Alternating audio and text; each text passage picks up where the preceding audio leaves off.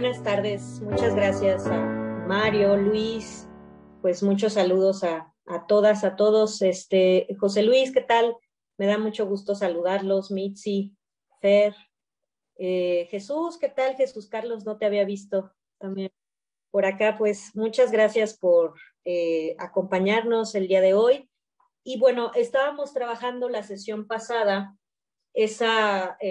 la noción de ente en Suárez desde el punto de vista de la ratio entis o el problema de la significación. Y en esta ocasión lo que les traigo preparado es enfocar el problema de la significación en relación con el problema de la causalidad y especialmente abocarnos a ciertas influencias teológicas que presenta Suárez en las disputaciones metafísicas y que buscará resolver el problema de la Trinidad, el problema del libre arbitrio que está surgiendo justamente en el siglo XVI frente a la confrontación del Concilio de Trento, y que Suárez, a mi juicio, tiene, bueno, presente todas estas discusiones, de hecho las cita a lo largo de las disputaciones, y que también nos ofrecerá una noción de causa que a mi juicio es el antecedente del problema que se enfocará posteriormente, especialmente en la modernidad, el problema de encontrar una noción común de causa que no encontramos como discusión en el problema de la causalidad en Aristóteles, ¿no? Y que sin embargo Suárez sí lo tiene presente. Bueno, uno de los problemas de la causalidad, no sé si ahí me ven, porque abrí el archivo. Me siguen viendo, ¿verdad? Ya no los veo yo, pero ¿ustedes me ven? Pues si no te vemos, pero ¿no quieres que comparte el texto, Lau? Sí, mejor, por favor, Luis, gracias, muchas gracias. Y que finalmente el problema de la causalidad que desarrollará Suárez surge a partir de dos principales discusiones. Una de ellas es un problema teológico, un conflicto teológico, y la otra gran problemática es la lectura que tiene Suárez sobre la metafísica aristotélica, ¿no? Esas son como las dos grandes discusiones que van a estar presentes en la definición de causa. El problema de la causalidad, como les había mencionado en la sesión pasada, Suárez lo trabaja en la disputa 12 a la disputa 27, y él enfoca el problema de la causalidad desde la noción de ratio, de la ratio causa, o cause más bien, es decir, de la significación de la causalidad. Para Suárez, la causalidad es una propiedad del ente, y en ese sentido, al trabajarla como ratio cause, lo enfoca al ámbito de la significación, ¿no? Que ya habíamos visto un poco la sesión pasada, que para Suárez el enfoque que va a dar sobre la noción de ente es un enfoque de significación, ¿no? Pero una significación muy particular que media entre el puro término, concepto mental y la realidad, ¿no? Y para eso justamente utiliza la noción de la distinctio ex natura rei. Entonces, ya aclarándonos esto, Suárez en la disputación 2, hacia la disputa 12 trabaja Suárez la significación de la causalidad, ¿no?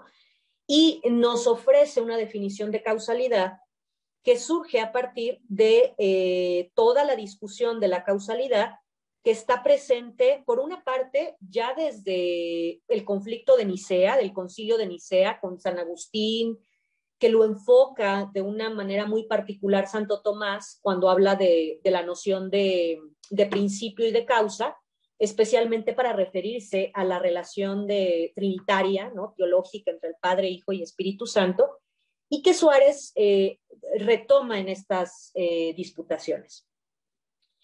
De hecho, la noción de causalidad, como vamos a ver a continuación, Suárez la está enfocando bajo la noción de principio. Y con eso quiero iniciar. La noción de principio, la significación. ¿Qué está entendiendo Suárez por esa noción de principio que para él es fundamental para encontrar una definición de la causalidad? Y aquí hay dos puntos fundamentales que vemos en Suárez. Uno de ellos es, primero, encontrar una, dice Suárez, definición común de causa. Y segundo, enfocar esa definición común de causa a el problema de la definición de principio. Y Suárez, en la definición de principio, se basa en Aristóteles, y aquí viene esta lectura teológica, en un Aristóteles visto bajo la óptica teológica, especialmente al del problema de la Trinidad. Recordemos que en el libro 5 de la Metafísica, que es uno de los libros que va a citar justamente Suárez, en el libro 5 de la Metafísica, Aristóteles da distintas nociones de causa. Y Aristóteles da distintas nociones del término arjé, del término principio. En ese sentido, Aristóteles diferencia claramente entre arjé y aitía.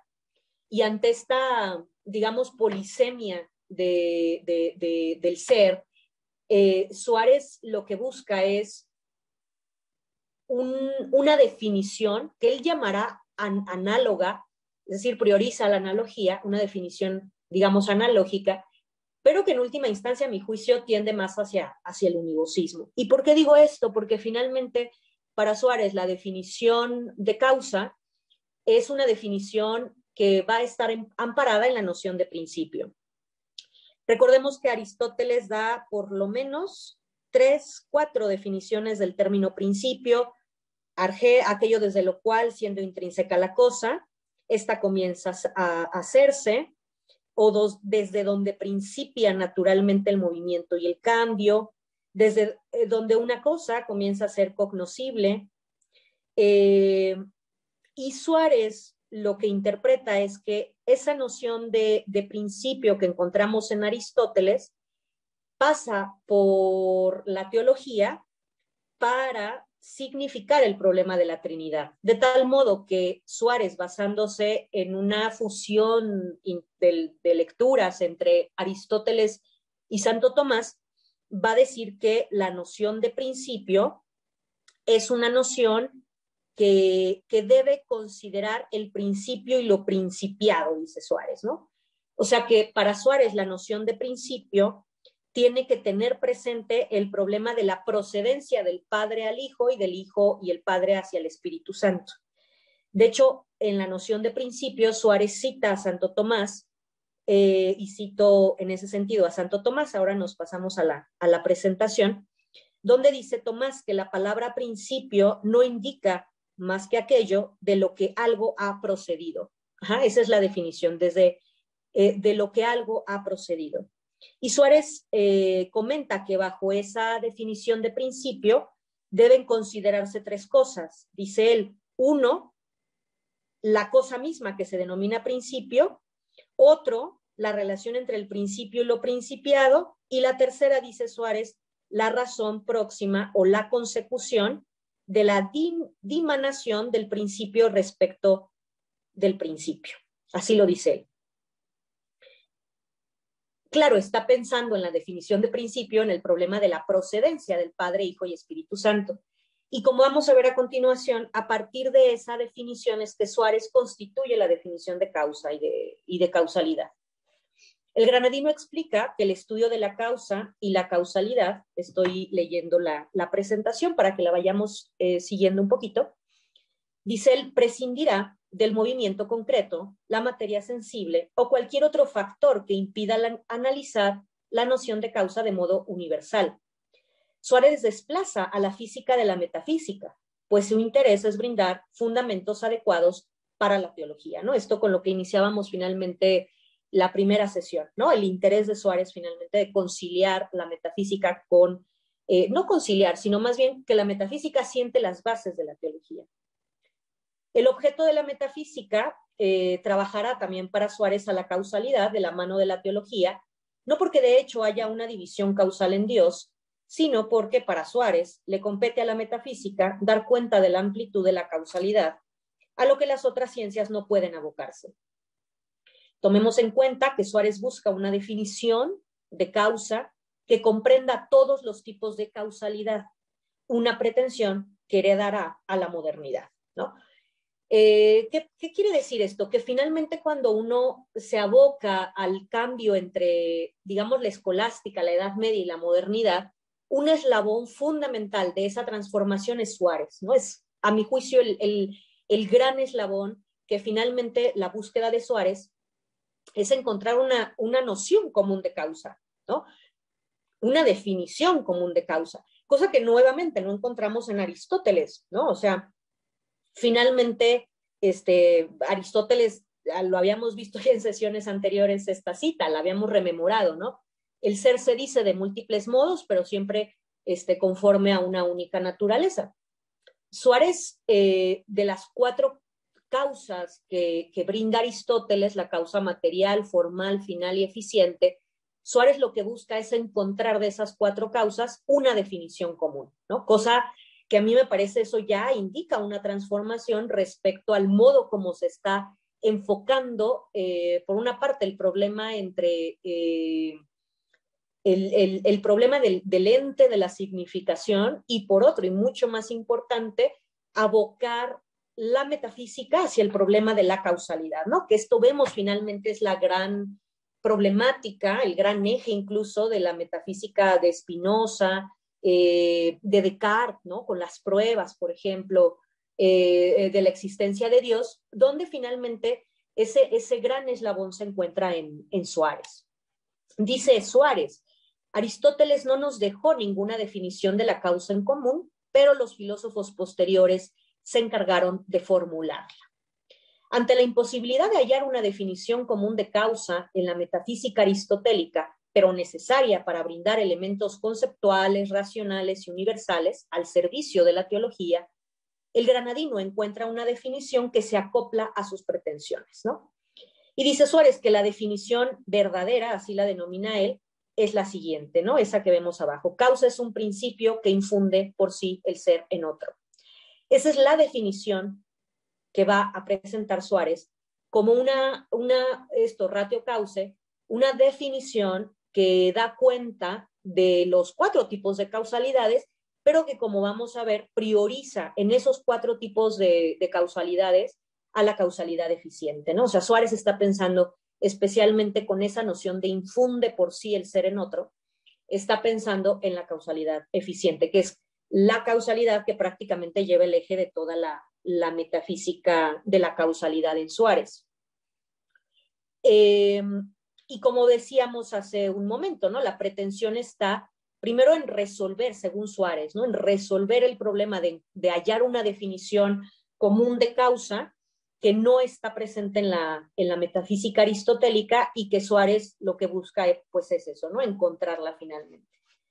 El propósito de tal definición debe tomar en cuenta la necesidad ratio cause, ¿no? Estamos aquí abajito, no sé si me ayudas, Luis, muchas gracias, muchas gracias.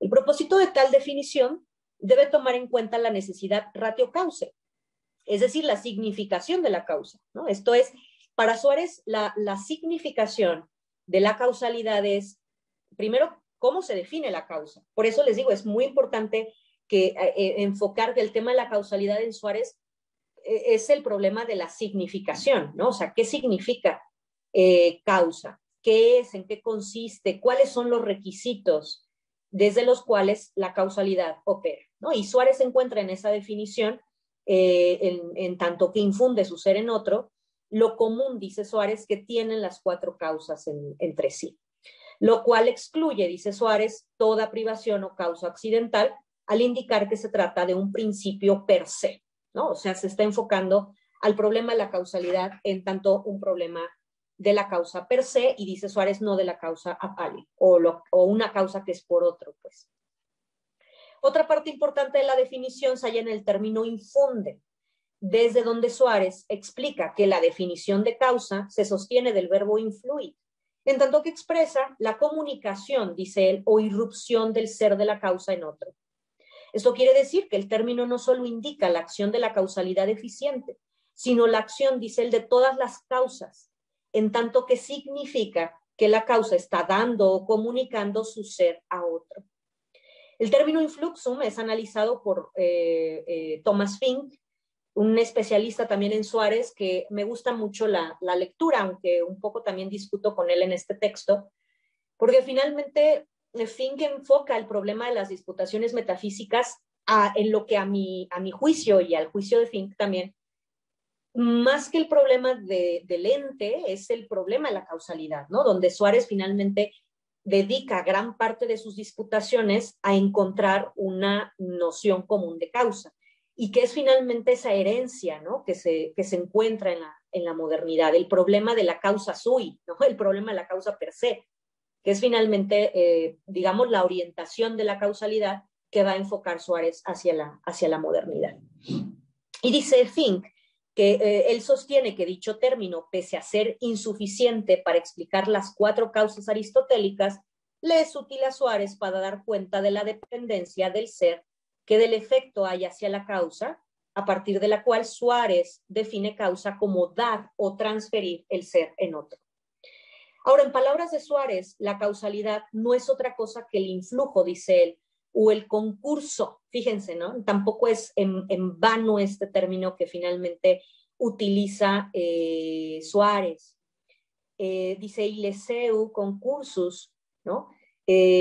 Lo cual tiene presente Suárez, y de hecho lo cita en estas disputaciones, tiene presente toda esta discusión del Concilio de Trento, que es finalmente el problema entre el libre arbitrio y la gracia, ¿no? Que hereda el Concilio de Trento a Molina, a Báñez, toda esta discusión muy, muy barroca, ¿no? de estos teólogos sobre el proceso de la relación entre la gracia y el libre arbitrio, o el tipo de determinación. Y el conocimiento, además, ¿no? que tiene Dios sobre los futuros contingentes. Una discusión que nuevamente es, a mi juicio, y a juicio también de algunos otros especialistas, es como la gran discusión que viene a simbrar también ese cambio de paradigmas en la metafísica a partir de la teología entre la escolástica y la modernidad, ¿no? Y que finalmente un Leibniz, ¿no? está citando, de hecho, respondiendo a esa discusión, la discusión sobre el voluntarismo, ¿no? Ahí están los discursos de metafísica de Leibniz. Y Suárez, pues no es en vano que defina, ¿no? la causalidad a partir del influjo o del concurso, dice él, con que una causa en su género infunde actualmente el ser en el efecto. En pocas palabras, la causalidad es la comunicación actual de la causa en el efecto, en tanto que entendamos que la causa comunica su ser a otro. Suárez es muy específico al aclarar el tipo de comunicación actual que acontece en la causalidad. No dice comunicación en acto, sino actual. Es decir, recalca la relación y dependencia entre la causa y su causación, aun cuando no haya una comunicación en acto, ¿no? O sea, para Suárez, que defina como influjo del ser a otro, indica si la relación, por ejemplo, del problema de la Trinidad, el problema, quiere enfocar también por ahí el problema de la creación, sin duda, pero Suárez, con esta definición, lo que nos está dando cuenta de la dependencia que hay entre la causa y la causación, o sea, entre el efecto y la causa. Para Suárez, la causalidad es el influjo por el que una causa en uno y otro en su género toca al efecto, lo cual quiere decir que la causalidad se explica a partir del influjo actual de la causa al efecto, independientemente del tipo de causalidad que se busque definir.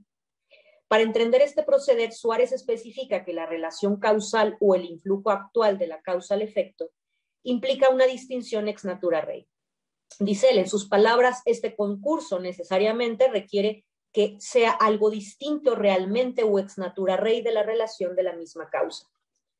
Para aclarar qué entiende Suárez por su distinción ex natura rei, la cual está presente, o sea, la influencia de Spoto es importantísima, está presente en estas disputas sobre la causalidad, está presente en la disputación 5, lo tiene presente, como veíamos la sesión anterior, en la disputación 2, ¿no? La gran influencia finalmente de Spoto. En la disputa 5, Suárez explica que la esencia, es decir, el qué de la cosa, se aboca al tema de la diferencia entre universales e individuales. Así, en esta disputación, Suárez analiza la naturaleza o esencia de lo individual y lo común. Dice él, hemos mostrado que en las cosas existe una unidad individual y singular. Ahora comenzamos a explicar qué es, lo cual no puede llevarse a cabo mejor que declarando qué es lo que añade a la naturaleza universal, también denominada común, o sea, la que nosotros concebimos en abstracto y universalmente, ¿no? O sea, para Suárez, como veíamos la sesión pasada, el problema de la significación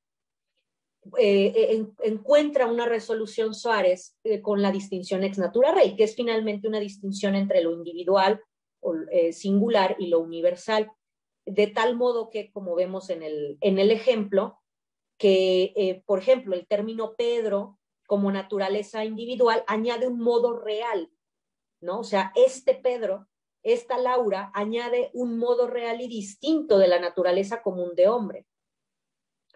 Suárez, bajo esta óptica, opta por la opinión de Escoto y afirma que el individuo añade a la naturaleza común. Bajamos un poquitito, por favor. Muchas gracias. Añade algo distinto y real, por la cual este Pedro, esta Laura es este Pedro y esta Laura y no otro individuo.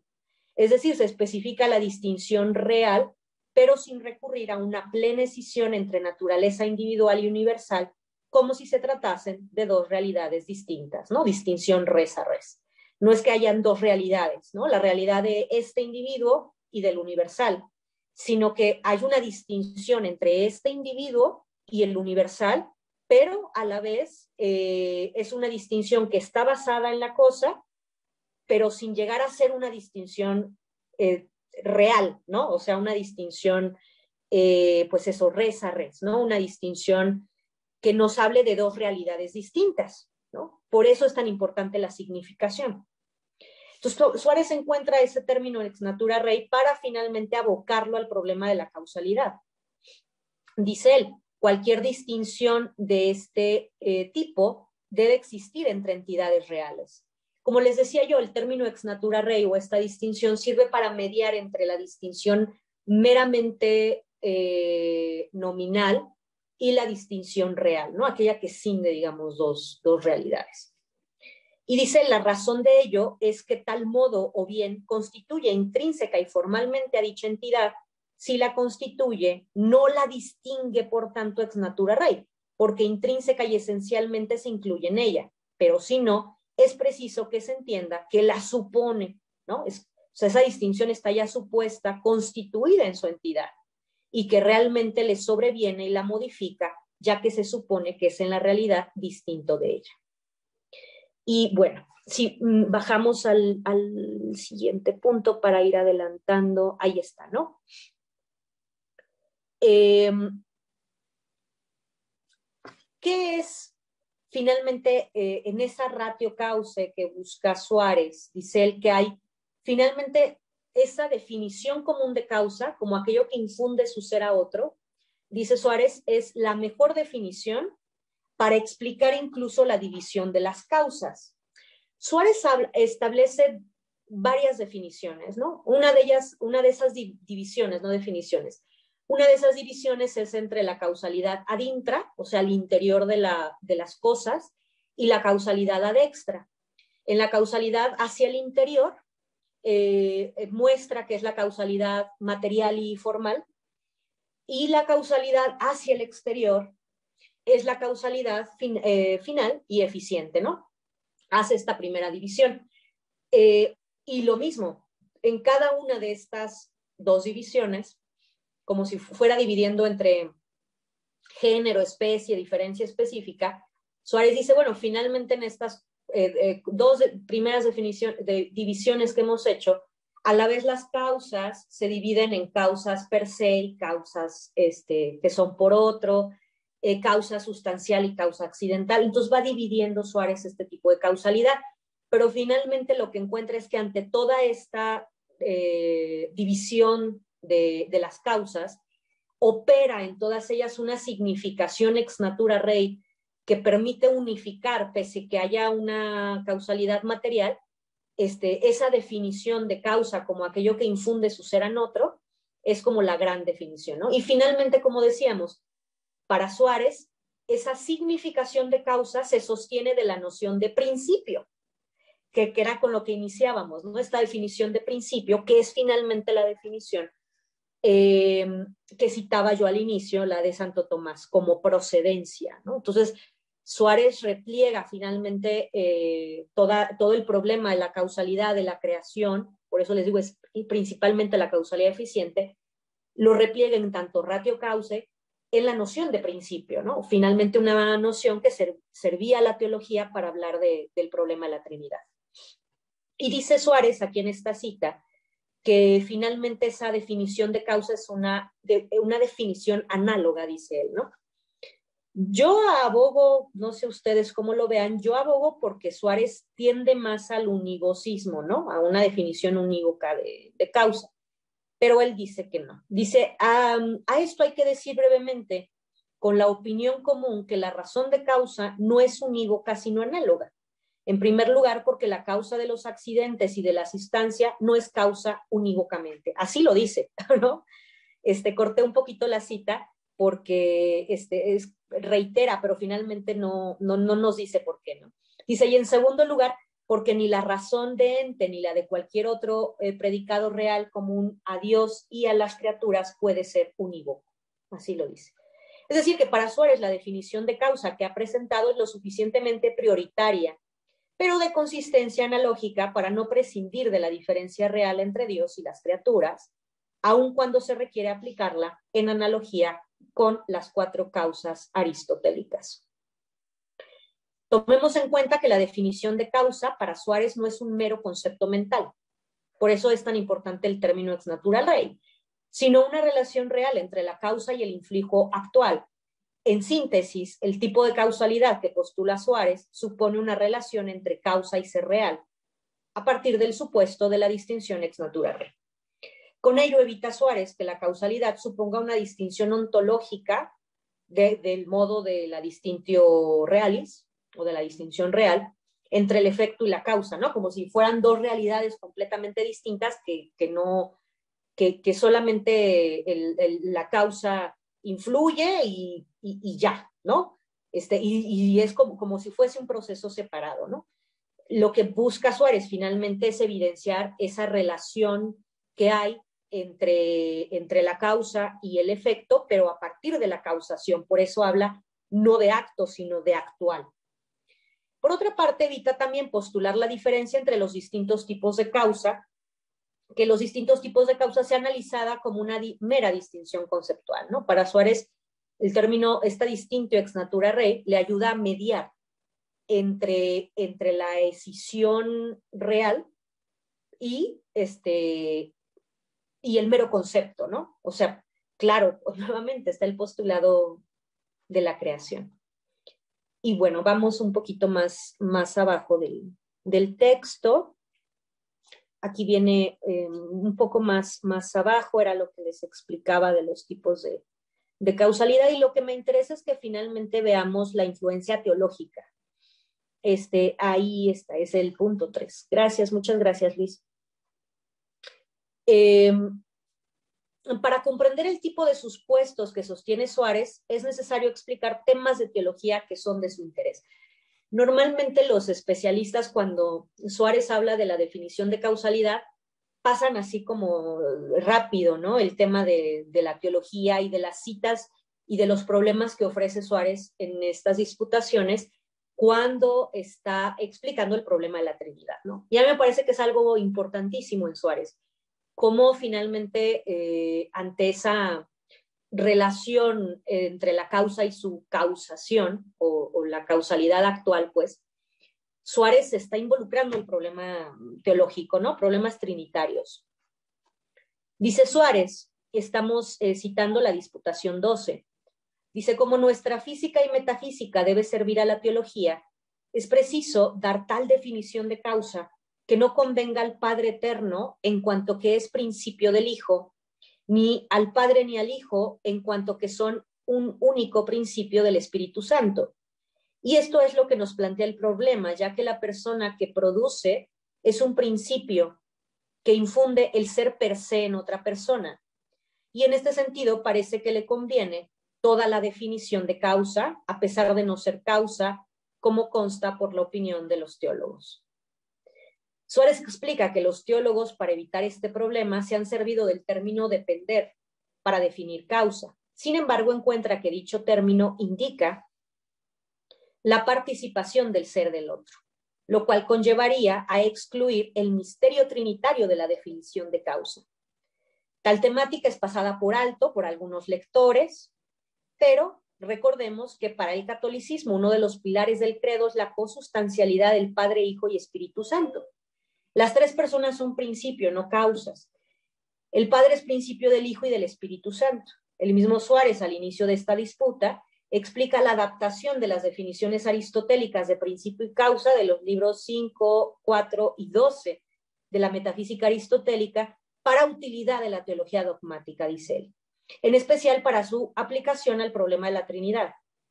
En ese sentido, reitero que la adaptación de la metafísica le será útil para trabajar la diferencia entre principio y causa, pues su finalidad es no contradecir dogmas como los de la Trinidad.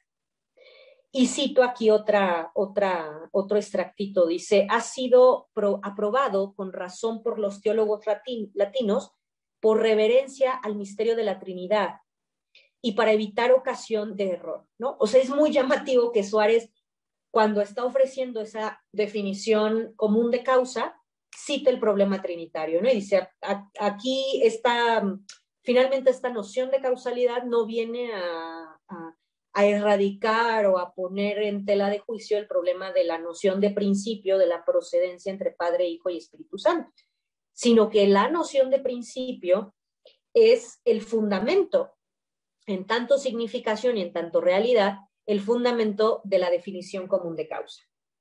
La aclaración no es menor, pues Suárez recupera la definición aristotélica del término principio, la extiende y adapta, o las definiciones, ¿no? Podríamos decir también, o mucho más allá de definiciones, o sea, finalmente Aristóteles no nos habla única y exclusivamente de definiciones en tanto conceptos, ¿no?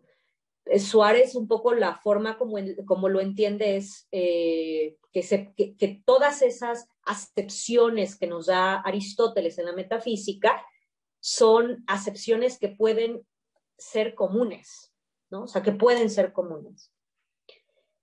Pese a que el objetivo de Suárez consistía en definir qué es principio y qué causa, más allá del alcance de la teología dogmática, lo cierto es que la disputa 12 se sirve tanto de Aristóteles como de Tomás y de la teología dogmática.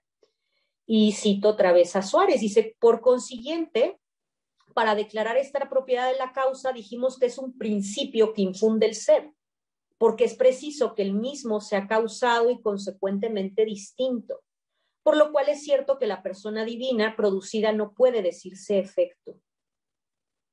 Y más adelante, en la misma, o sea, en esa misma cuestión, cuando Suárez está trabajando el problema de la definición común de causa, no le basta con citar el problema trinitario de la definición de principio, sino que también cita a Pedro de Fonseca, ¿no? Para defender finalmente el problema de la libertad humana.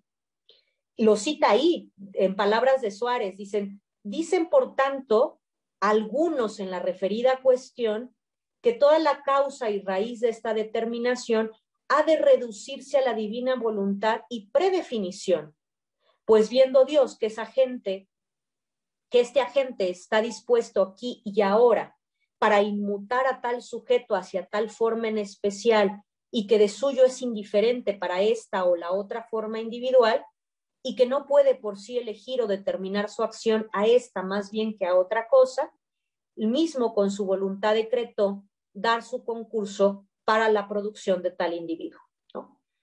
La aclaración sirve para especificar, y ya con esto voy cerrando, que en su definición de causa se consideran presupuestos teológicos, en especial el debate de Fonseca y de Luis de Molina sobre el tema del libre arbitrio.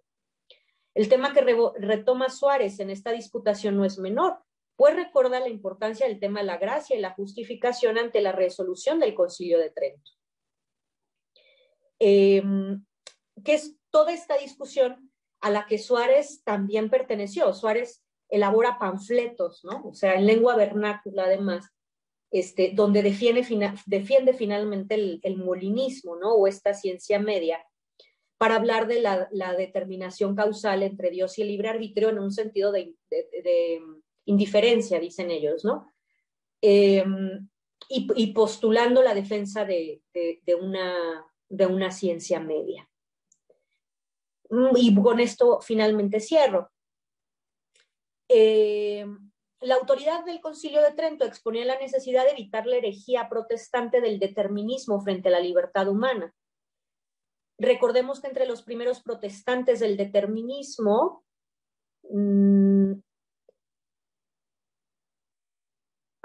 gracias Luis. Recordemos que entre los primeros, que enuncian una teología de la gracia basada en la ciencia media, se encuentran Pedro de Fonseca en Coimbra, después lo hará Luis de Molina. Habrá toda una disputa, una polémica con Clemente VIII, y que finalmente Suárez recuerda, lo cita aquí está la cita, y con esto finalmente voy cerrando para pasar el tiempo a la discusión. Dice él: la primera y principal tesis es la verdad del libre albedrío, que no puede consistir en otra cosa que en la facultad y modo de obrar. De aquí que en el Concilio de Trento, sesión 6, canon 4, condene a quienes afirman que el libre albedrío no produce nada en absoluto, ¿no? Y con esto voy cerrando con esa cita, ¿no? Para que veamos cómo finalmente para Suárez esa definición de causa, la de ratio causae, como una definición de aquello que se infunde su ser a otro, y como veíamos con la distinción ex natura rei, Suárez está planteando finalmente la relación que hay entre la causa, la causación y el efecto, pero tomando en consideración, uno, problemas trinitarios como el de la Trinidad, problemas teológicos como el de la Trinidad, y dos, el problema del libre albedrío, ¿no? O sea, llama mucho la atención que en estas disputas Suárez diga, y esto apoya finalmente la condena o la herejía, ¿no? Donde dice, el libre albedrío produce, ¿no? Es decir, Suárez en esta noción de la ratio causae, como aquello que infunde o de lo cual concursa el ser en el otro, tiene presente Suárez el problema del determinismo, ¿no? Y el problema finalmente del libre albedrío, que como les decía, pues es una disputa que se está presentando justamente en esta época sobre el tipo de relación que hay entre la gracia y el libre albedrío, si hay determinación o es indiferente, cómo finalmente se da este tipo de determinación, y bueno, Suárez lo contempla finalmente en el problema de la causalidad. Y con esto quiero finalmente cerrar, ¿no? Que para Suárez el problema de la libertad no es solamente un problema ético, un problema moral, es un problema, pues eso, metafísico, ¿no? Que se resuelve a juicio de Suárez desde la propia definición común de causa, ¿no? Y con esto, bueno, voy cerrando esta primera parte. No sé si hay alguna pregunta.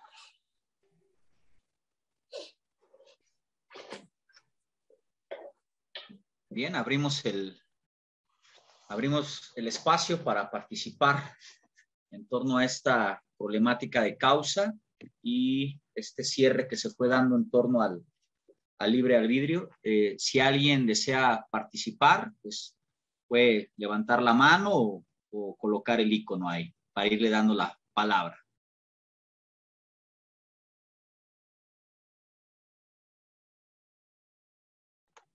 Adelante, Luis, te escuchamos. Gracias, Mario. Laus, ahorita como cierras, ¿no? O sea, como un poco lo que o sea, por lo que entiendo por el contexto de la disputa teológica, ¿no? Es qué tan efectiva puede ser, ¿no? Y en ese sentido, ¿en qué sentido es causa la libertad como para, digamos, trastocar la suerte, ¿no? Que le toca al ser humano ante el juicio de Dios, ¿no? Es decir, si la libertad un poco recuerdo, era la disputa con Lutero, ¿no? Si está esencialmente dañada o si solamente está disminuida, ¿no? Está como depotenciada, ¿no? Entonces, me parece muy interesante, ¿no? Que esta discusión de la libertad como causalidad, ¿no? Y que aparecerá en la crítica de la razón pura, ¿no? También está presente en Agustín, ¿no? O sea, Agustín cuando está hablando de libre albedrío, ¿no? Y cuando está hablando del problema de la providencia, es muy interesante que diga Agustín que dentro de las causas que hay en el universo, la libertad es una, ¿no?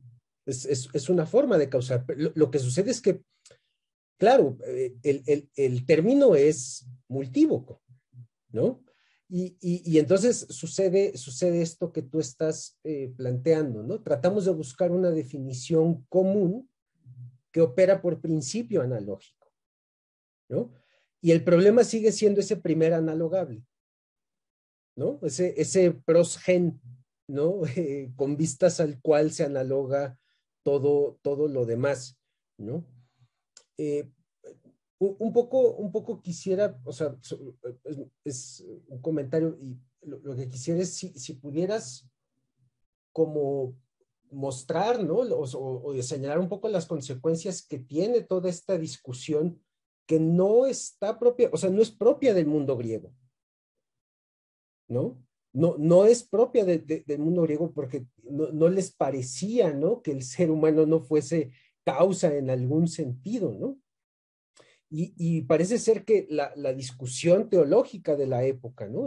Los predicamentos en los que nos ha metido Lutero, pues ya parece ser que no es tan claro que la libertad sea algo como que esté en nuestro poder, ¿no? Entonces, no sé si pudieras y quisieras abundar un poquito más sobre esto. Doctora Laura, ¿aborda la cuestión de Luis o le cedemos también la voz a José Luis, como usted me vaya diciendo? Sí, claro, sí, si quieren juntamos, ¿no? Para Ok. también. José Gracias, Luis. José Luis González y luego Misael, y dejamos ese bloque de 3 para que vaya desdoblando la doctora Laura. Te escuchamos, José Luis. Gracias, buenas tardes a todos y a todas. Doctora Laura Soto, un gusto escuchar este curso que está dictando, es verdaderamente interesante. Me ha aclarado muchas cosas sobre el pensamiento suareciano. Yo quería nada más comentar dos cosas relativamente breves. La primera de ellas es que efectivamente la noción de indiferencia en Francisco Suárez atraviesa su metafísica, sobre todo en relación al problema de la libertad. Eso es algo que pude identificar en la Disputación 19. Es en la Disputación 19 donde más desarrolla precisamente esta condición esencial precisamente de la naturaleza humana. Lutero, Calvino, Melanchthon pusieron en la palestra precisamente el trasfondo metafísico de su teología, porque utilizaban finalmente estos conceptos provenientes de su mismo conocimiento y de la formación aristotélica que en algún momento dado pues tuvieron, porque ponían en juego precisamente lo que ya acaba de señalar también el maestro, que era la cuestión de la disminución o la anulación total de las potencias del alma humana y de su naturaleza. De ahí que la metafísica, no solamente de Suárez, sino de la mayoría de estos jesuitas, tuve la oportunidad de leer a Pedro de Fonseca también, un poquito más adelante a Francisco Soares, el lusitano, que también se apoya muchísimo en la noción de indiferencia. También incluso aparece un tanto velada y menos desarrollada en otros autores como un tanto anteriores como Francisco de Toledo, por ejemplo, y en Luis de Molina. Entonces, creo que eso es también muy importante porque a partir de ello, en la construcción de la teología jesuita, pues se trata de salvar la idea de la cooperación entre la causa primera y la causa segunda. Mucho del problema no solamente lo enfrentan los jesuitas frente a los reformistas, sino también ante los dominicos. Recordemos la disputa entre Domingo Báñez y Luis de Molina con esta cuestión de si la premoción física es efectivamente, eficiente, y mientras el molinismo, Luis de Molina sostenía, bueno, hay una gracia suficiente, pero una vez que el hombre, la causa segunda, pues opera libremente. Suárez, creo, en uno de los textos teológicos, porque tuve la oportunidad de asomarme también a algunos de los textos teológicos de Suárez, desarrolla muchísimo precisamente esta relación entre la gracia y la libertad del arbitrio humano, a partir precisamente de la noción de cooperación simultánea, que también aparece en Pedro de Fonseca. Y quería ver, doctora, si a propósito de lo que comentó sobre su apreciación de la obra de Fink, sobre esto del univocismo en la noción de causa, sí podría entenderse que hay un cierto analogismo, como usted también lo evidenció precisamente a partir del mismo Suárez, a partir de la distinción entre la causa primera y la causa segunda. Precisamente porque a partir precisamente de considerar al hombre como causa de sus propias operaciones y que aún con la gracia que pone en movimiento las operaciones, las facultades del alma, el alma ya de por sí misma es libre de hacer o no hacer esto o aquello, o incluso suspender su propio acto. No sé si esta idea de la analogía sirva para, se puede desarrollar, perdón, a partir precisamente de la distinción entre causa primera y causa segunda, porque esta distinción me parece es importante para poder comprender precisamente la naturaleza libre de la voluntad humana, ¿sí? Y el influjo presente de este problema, pues sí, tiene alcances muy importantes, porque si bien no estamos hablando aquí de autonomía de la voluntad, como sí va a aparecer luego en Kant, por ahí el maestro lo había señalado, sí aparece la idea de la autodeterminación de la voluntad. Entonces quería preguntarle si esta idea de la analogía podría ayudarnos a entenderla, a partir de la noción de la distinción entre causa primera y causa segunda. Es todo y muchas gracias. Gracias, José. Te escuchamos, Misael. Sí, muchas gracias. Bueno, un saludo a todos primero. En realidad ya prácticamente lo que dijo José Luis era en esencia lo que iba a preguntar, es decir, un poco que se pudiera abundar sobre la cuestión de la discusión, pero más de cara sobre las bases metafísicas que se han expuesto en torno de la causalidad en Suárez, abundar un poco hacia la cuestión de la discusión teológica en torno de esto que se llama el congruismo en Suárez, y la discusión que tiene enfrente por esta cuestión de la reforma y la contrarreforma, la que podemos llamar la reforma interna del propio catolicismo en la disputa entre dominicos y jesuitas, ¿no? Sobre todo con este término de la moción o la premoción física en Báñez y la discusión con el molinismo, y cómo el papel que juega la teología de Suárez, pero quisiera que lo señaláramos desde el punto de vista que la maestra lo pudiera señalar, la doctora lo pudiera señalar a partir de la cuestión metafísica, con esto del congruismo, ¿no? Un acercamiento entre esta idea de la causalidad con el congruismo suareciano, ¿no? Y la otra cuestión que también ya un poco queda señalada ahí en las otras preguntas que se han hecho es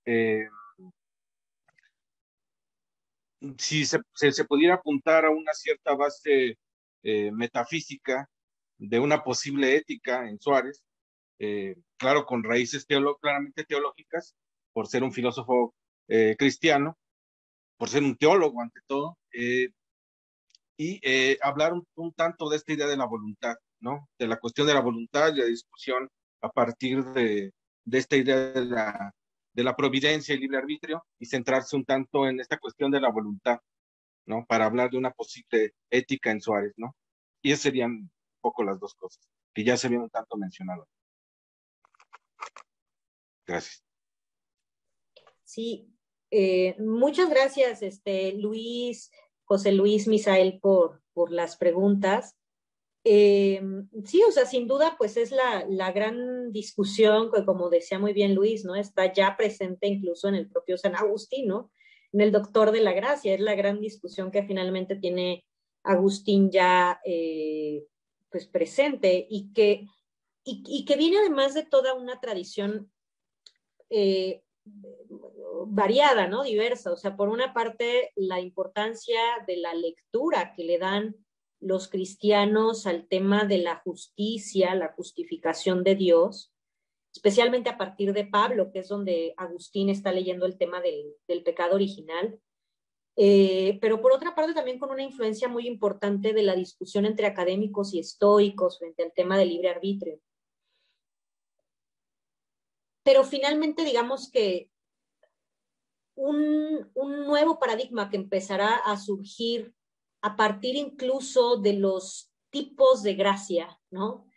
Gracia habitual, que sí gracia eficiente, ¿no? De todos esos tipos de gracia es sin duda Santo Tomás, ¿no? Y Escoto, Occam. De hecho, ahí ya son como cuestiones más de teología, pero pues importa mucho también la influencia que problematiza Lutero a partir de Escoto, ¿no? Sobre la noción de gracia. Y uno de los problemas surge justamente ante la noción de gracia habitual, ¿no? Por la cual, visto por Santo Tomás, nos habituamos a lograr bien, ¿no? Y que trae consecuencias pues importantes para Lutero frente al tema sin duda del pecado, y sí, para el luteranismo desde un punto de vista del determinismo, ¿no? De hecho, así es leído finalmente por Suárez, por el molinismo. El primero, de hecho, que formula el término ciencia media, pues es hasta donde yo he rastreado, entiendo, Fonseca, ¿no? Más que Molina. Fonseca, y finalmente Suárez cita esta gran discusión en las disputaciones metafísicas, ¿no? O sea, ¿cuál es finalmente la discusión? Mientras que, digamos, poniendo esta analogía, pues, entre San Agustín y Suárez y la polémica del libre arbitrio, de la polémica de Auxilis, mientras que sin duda Agustín traía consigo el problema del pecado original, dicen los teólogos, original, originado y originante, porque no explica nada más el origen del pecado personal, sino de toda la humanidad. Poco a poco, y sobre todo ya en Lutero, se habla de ese problema ante el tema de la salvación, ¿no? O sea, ya ha enfocado claramente el problema de la salvación y de la justificación de los actos. Pero además abocado a un problema del individuo, ¿no? Mientras que para San Agustín era finalmente Agustín cuando habla de la salvación o de la gracia que es Cristo, ¿no?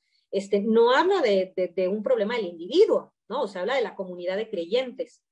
Y ya en estos periodos se está enfocando a una problemática mucho más del individuo, ¿no? O sea, mucho más preocupada por las acciones del ser humano particular respecto a esa salvación o a esa determinación. La forma en que lo lee Suárez es que, bueno, para él dice Suárez sobre Lutero e incluso sobre el mismo Báñez, ¿no? Dice Suárez que finalmente la relación que hay entre libre arbitrio y gracia es una relación de determinismo, ¿no? Donde finalmente, visto con esta postura, Dios está determinando a obrar al ser humano, ¿no? Dios determina los actos. Y el supuesto, dice Suárez, es que parte de la omnipotencia de Dios. O sea, si Dios es omnipotente, entonces debe determinar los actos, ¿no? Humanos. Aunque en la misma teología se hablaba de una indiferencia. Y dice Suárez que se hable de una indiferencia no quiere decir que de hecho sea indiferente esa determinación de Dios o de la justificación sobre los actos humanos. Finalmente, Trento, que es finalmente donde se discute el problema de la gracia y la relación con el libre arbitrio, no llega a resolver realmente mucho, ¿no? Simplemente en este canon se dice que no se le dé tanta prioridad a la gracia ni tampoco se quite al libre arbitrio, ¿no? Así tal cual, palabras más o menos, dice uno de los cánones del concilio. O sea que el tema está enfocado tanto a la omnipotencia de Dios, a la gracia, como también a la libertad humana. Finalmente serán especialmente los jesuitas, que son no solamente militares de la silla apostólica, sino pues la gran contrarreforma que traerá consigo esa pugna desde la teología, la metafísica, desde distintas áreas contra el protestantismo. Y digamos que los jesuitas, y en ese sentido Suárez se siente cercano a esa postura, lo que están mostrando es que ese supuesto acto de indeterminación de la gracia o de la justificación de Dios sobre las acciones humanas, no debe ser determinante, o sea, no determinante en el sentido de que no suceda así, sino en el sentido de que no hay que evidenciarlo como un determinismo, pues, ¿no? Y uno de los problemas que ve especialmente Suárez es el tema del pecado, porque si se considera a Dios o a esta relación entre gracia y libre arbitrio como una relación de determinación, dice Suárez, entonces es hacer a Dios autor del pecado. Lo dice así tal cual. Miren, les cito esta cita, ¿no? Que me parece importantísima. Dice, el error es hacer a Dios autor del pecado, atribuyendo a la divina voluntad, que no solo permite, sino que ordena positivamente, quiere que nuestra voluntad haga aquel acto que en sí mismo es malo y que aún se le puede obrar, lo cual es la letra herejía de Calvino, ¿no? Es decir, entonces uno de los problemas que ve Suárez ante el problema del determinismo, bajo el supuesto, dice él, de la omnipotencia de Dios, es hacer a Dios autor del mal, ¿no? Finalmente, para San Agustín, el mal físico no existe, ¿no? Existe el mal como ausencia de bien, pero no como mal físico. Entonces, bueno, Suárez considera esa discusión.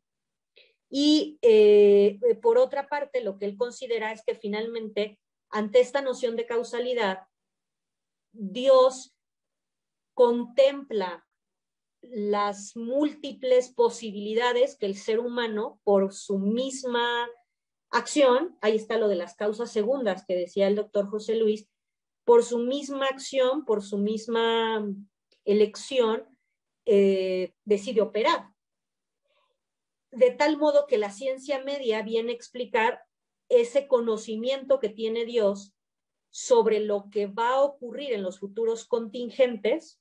Ahí está Aristóteles también mezclado, lo que va a ocurrir también en los futuros contingentes, pero considerando las posibilidades de las decisiones humanas, ¿no?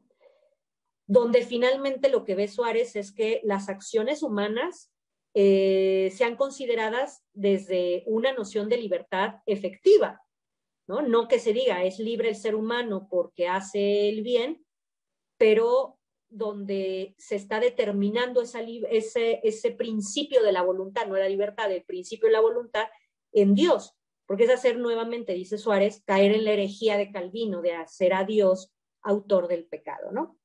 Entonces, finalmente, uno de los grandes argumentos que presenta Suárez, y estos son justamente en estos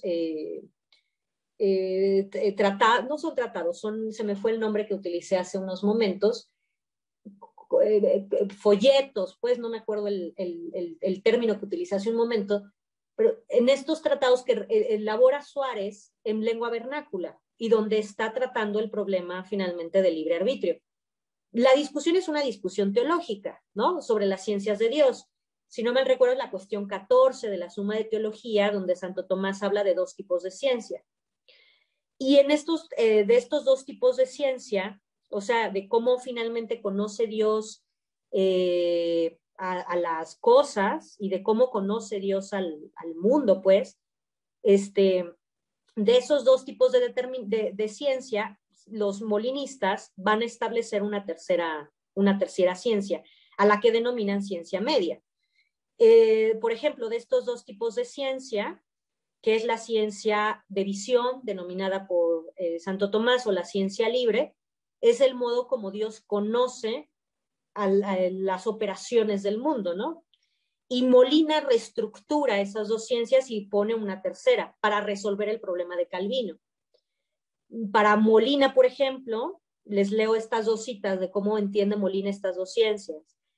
Dice Molina, la ciencia de visión dice, por esta ciencia Dios conoce todas las cosas, que ya la potencia divina, con inmediación de las causas segundas, puede hacer tanto en relación a las naturalezas necesarias como en relación a las contingentes, ¿no? Está reestructurando Molina esta noción de ciencia de visión que está presente en Santo Tomás. Es decir, es una ciencia de lo necesario y de lo contingente. Y la ciencia libre es la ciencia de la determinación absoluta. Dice Molina, de todas las uniones contingentes sin con posteridad al acto libre de su voluntad, ¿no? Es como Dios conoce las acciones humanas.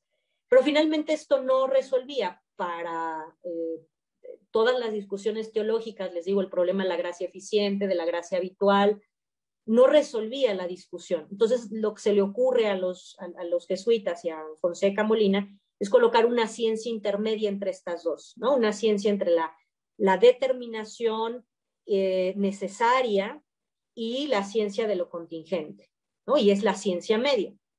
Que Dios conoce todo, sí, lo conoce todo, pero conoce todo ahora sí que en los mundos posibles, o sea, en las posibilidades de las acciones humanas.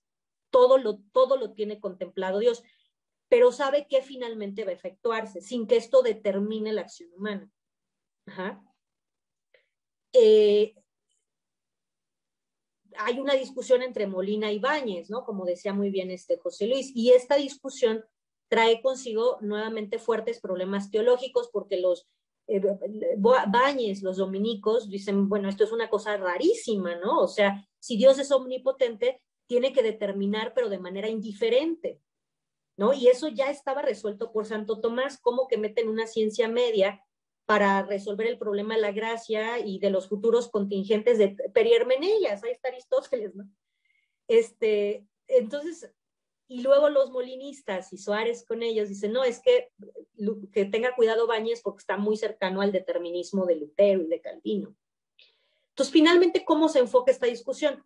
Suárez enfoca la discusión desde el problema de la causalidad. Ahí está lo de las causas primeras, ¿no? Una noción de causalidad que en la propia definición o sea, como aquello que infunde su ser a otro, o que concursa de su ser a otro, Suárez contempla la acción de Dios sobre las acciones, en este caso las acciones humanas, la acción de Dios sobre las acciones humanas, pero sin que éstas sean mera pasividad, ¿no? O sea, sin que estén ahí simplemente dispuestas a ser determinadas, ¿no? Porque ahora veamos las consecuencias éticas de eso, ¿no? Yo no me responsabilizo de absolutamente ningún acto, ¿no? Ahora sí que, pues así van a ser las cosas, ¿no? Y las acciones, pues ya como las había previsto, ahí está la ciencia, previsto Dios, pues entonces estaba ya determinado y bueno, ¿no?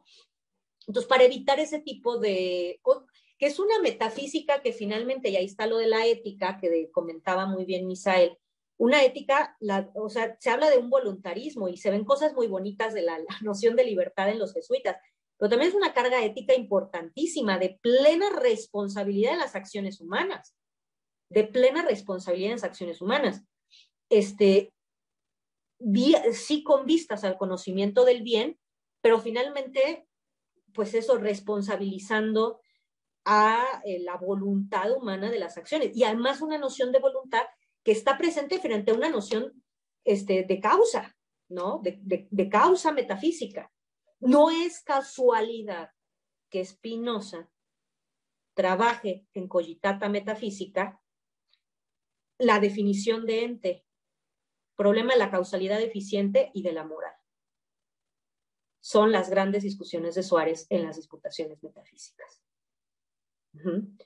No es casualidad que en la ética Spinoza trabaje causa sui y concluya con el problema de la libertad humana. Es la gran discusión que finalmente, que es rarísimo y llamativo, ¿no? Como decía también muy bien Luis, o sea, una discusión que en los griegos, ¿no? O sea, incluso pues se discutiera desde el punto de vista del estoicismo, el problema del determinismo y demás, considerar ya esas discusiones teológicas, dogmáticas, finalmente, ¿no? En la metafísica, sea, uno cree que la metafísica se desprende de la dogmática, ¿no? Y lo que vemos, lo que estoy diciendo es que la modernidad se fundamenta ante el problema de la causalidad en conflictos dogmáticos de teología, ¿no? De teología. Y eso nos hace cuestionarnos también sobre el papel de la autonomía de la propia metafísica, cómo se ha constituido o cómo queremos que se constituya la modernidad. Entonces, bueno, por eso traía a colación este tema de la causalidad. Y sobre las causas primeras y segundas, sí, o sea, finalmente Suárez aboca la definición de analogía, ¿no? de una relación analógica entre las causas primeras y las segundas, las causas sustanciales y las accidentales y todas estas subdivisiones de causas que elabora Suárez.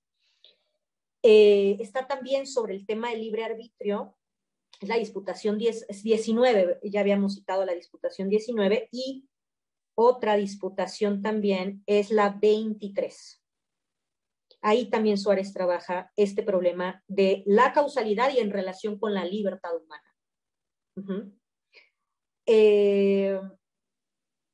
Hay dos artículos que justamente,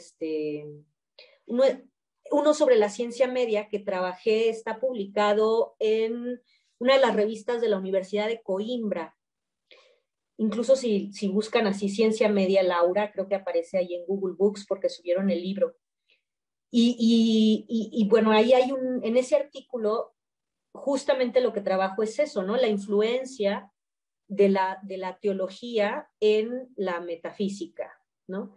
Y hay otro también publicado por la Pontificia de Salamanca, que va muy en esta línea, ¿no? De lo que les mencionaba, donde finalmente Suárez, bueno, mi perspectiva es que Suárez nos hace cuestionarnos incluso de la propia autonomía de la filosofía, ¿no? Y la propia autonomía de la modernidad. O sea, se habla mucho de una secularización en la modernidad, se habla mucho de una autonomía de la metafísica gracias a Wolff, a Baumgarten y esto que decía la sesión pasada Jesús Carlos, ¿no? De la especificidad de la metafísica specialis y la metafísica generalis, pero que finalmente cuando uno ve como los cimientos de las discusiones, ¿no? Y con Suárez, que es el gran ejemplo, pues de pronto no es casualidad que en medio de la definición de causa, cuando Suárez discute a Aristóteles, cite a Trento, ¿no? Y cite el dogma de la Trinidad. Parece que es algo como que menor, ¿no? De bueno, es un teólogo que tiene que... No, creo que no es un tema menor, es una gran discusión que está presente y que finalmente enfoca la necesidad en Suárez de encontrar una definición de causa. Y una definición de causa analógica, ¿no? Bueno, análoga, como dice Suárez. A mi juicio, hay más analogía en Santo Tomás por participación que en Suárez, a mi juicio. Aunque él diga es que esto es analogía y cita a Santo Tomás y demás, a mi juicio es un tipo de analogía que tiende más a, pues eso, encontrar una definición común de ente, de causa, de voluntad humana. Y bueno, es un poco... Creo que hay varias cosas, ¿no? Que están ahí presentes en una cita como estas que ofrecíamos, ¿no? La relación entre teología y metafísica, el problema de la autonomía, cómo se está constituyendo la metafísica en la modernidad, a partir de esta influencia, como decía José Luis o Misael, con los teólogos, ¿no? O incluso cómo se está constituyendo esa metafísica frente a Aristóteles, ¿no? Frente a los conflictos de la filosofía griega. Y bueno, un poco por ahí no sé si respondía a sus cuestionamientos. Gracias, Misael, José Luis y Luis por las preguntas. Bien, les agradecemos sus participaciones. Doctora, ¿va a plantear algo más o seguimos abriendo el escenario a más problemáticas? Sí, si hay alguna otra problemática, o si quieren, pues puedo ahondar un poco más en esto que decía Misael, ¿no? Si no tienen problema, puedo ahondar un poco más en lo del el problema de la ciencia media, o podemos discutir sobre otras temáticas, como ahora sí que como se vayan dando las cosas. Ok, aquí tengo a Jesús Carlos. Jesús Carlos, ¿gustas tomar la voz y mencionar lo que escribiste? O si tienes problemas, pues yo le doy lectura, Jesús Carlos.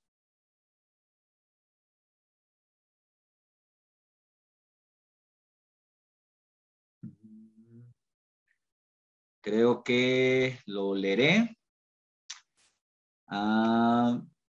Sí, tiene dificultades con el micrófono. A ver, lo leo, doctora Laura. Dice Jesús Carlos, el término que Aristóteles no usa es el de creación. Mencionaste que en Suárez está como postulado. Y viene la pregunta.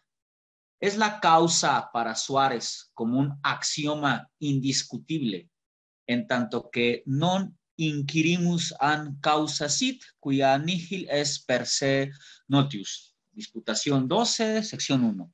Debido a dicho postulado, siguiente pregunta. ¿Qué significaría este postulado en la relevancia que cobra el significado de causalidad para Suárez? Y, según señalaste reiteradamente, para los filósofos de la modernidad. Tercera pregunta. ¿Es que acaso la modernidad se funda en él? ¿Sería una modernidad más bien teológica, creacionista, que una filosófica, en tanto que asume también dicho postulado desde Descartes y al menos hasta Kant, o para decirlo con Walter Schultz, de el Dios de la metafísica moderna? ¿Se puede distinguir este Dios creador de los teólogos, en especial Suárez, y el de los filósofos modernos? Son las preguntas que plantea Jesús Carlos. Doctora, si gusta ir mencionando, adelante. Sí, sobre el tema de la creación, ¿no? Que me parece fundamental. O sea, finalmente con eso iniciábamos, ¿no? Aristóteles en la metafísica, pues jamás nos habla de una noción de causalidad en tanto creación, ¿no? Ni en tanto formación o producción de Dios y del mundo, ¿no? Como veíamos, o sea, está finalmente, a mi juicio, el enfoque que se le ha dado incluso a la disputación 12, ¿no? Donde el gran problema es la causalidad final, quizás la causalidad eficiente, pero en tanto causa final. No es un Dios productor. Para Suárez sí. Y la forma como está leyendo la metafísica y el problema de la causalidad, por eso les digo que en esta noción de causa que busca Suárez, en esta definición de causa, trae consigo el problema de la causalidad eficiente, es la que impera, ¿no? O sea, cae ahí Suárez, incluso podríamos decir, en cuanto a argumentos, cae en una contradicción. Dice, quiero encontrar una definición común de las 4 causas, y la que está priorizando es la causalidad eficiente, sin duda. ¿Por qué? Porque tiene presente Suárez el problema de la creación, sí, de la creación, entre otras tantas discusiones que ya hemos citado. Si lo ve como principio, yo no diría axioma, sino como, a mi juicio, es un principio de fe, el tema de la creación. Y a partir de ese principio de fe, pues está buscando una definición común de causa que a la vez se repliega en una definición o una significación común de principio que atienda al problema de la Trinidad, que atienda al problema del libre arbitrio, y que finalmente traiga consigo, pues sí, todas las discusiones que tiene presente Santo Tomás, que es finalmente el problema de la causalidad como causalidad eficiente, ¿no? O sea, finalmente cuando uno lee incluso las pruebas de la existencia de Dios, ¿no? De Santo Tomás en la Suma de Teología, pues lo que está imperando es la causalidad eficiente, ¿no? Y está imperando el problema de causalidad eficiente y además, sobre todo en las 3 primeras pruebas, el problema de la creación, ¿no? Y creo que en ese sentido, no en tanto axioma como principio racional, o sea, es algo que es evidente, ¿no? Está ahí. ¿no? Está ahí. ¿Y está dispuesto a ser significado? Sí, está dispuesto a ser significado. Pero en el fondo, a mi juicio, lo que impera es un principio de fe en Suárez, ¿no? Lo cual viene a cuestionarnos también, como decíamos, el problema de la modernidad, de cómo se está constituyendo la modernidad frente al tema de la creación y frente al tema de la causalidad, ¿no? O sea, lo mostrabas aquí muy, muy interesante, ¿no, Jesús Carlos? Dice una modernidad creacionista más que filosófica, ¿no? Lo que pasa, nuevamente, o sea, ¿qué estamos entendiendo por la autonomía de la filosofía? ¿Qué estamos entendiendo? Pues la gran pregunta, ¿no? Pues, ¿qué es la filosofía? ¿No? Finalmente, no es que quiera darle como vueltas al asunto, pero, o sea, plantearlo en términos de oposición entre teología y filosofía, a mi juicio en la modernidad, incluso con Wolff y con Baumgarten, todavía no se dan esas diferencias, ¿no? Que vemos ya quizás en el siglo XX, XXI. O sea, creo que los problemas finalmente teológicos están ahí, ¿no? En la modernidad, y un gran problema es justamente el de la causalidad, y con el de la creación, sin duda, ¿no? Y es llamativo, ¿no? ¿Por qué está en Descartes? ¿Por qué está en Kant? Quizás no quizás, ¿no? Es sin duda el modo de enfoque ante la discusión, pues sí cambia. Pero finalmente, aun cuando haya un modo distinto de mirar las cosas, está esta carga histórica respecto pues al problema de la creación, ¿no? Que finalmente es la gran discusión de Suárez, y que todo el tema de la creación es finalmente el que enfoca a Suárez ante el problema de la causalidad eficiente, ¿no? Es esa gran discusión, el tema de la creación. Y es como principio de fe, pero además que Suárez se propone discutirlo desde el problema de la significación del ente, desde el problema de cómo enfocar la metafísica de Aristóteles, de qué es la metafísica, lo veíamos también en las sesiones anteriores, hasta el problema de las propiedades del ente, ¿no? O sea, es como el gran eje, la gran orientación de las disputaciones metafísicas, el problema de la creación.